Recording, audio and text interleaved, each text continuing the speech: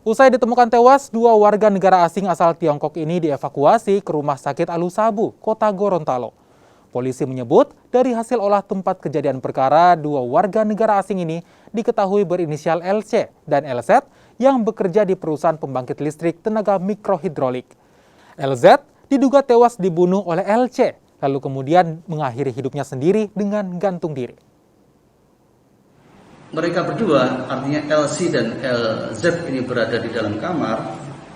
Ini LC meminta izin untuk ke kamar mandi, sehingga borgol yang dikenakan kepadanya dilepas oleh rekannya tersebut, oleh si LZ.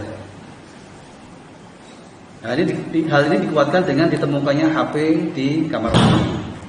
Selanjutnya, usai dari kamar mandi, saat kembali ke kamarnya, akan dipakaikan borgol kembali oleh rekannya si LZ.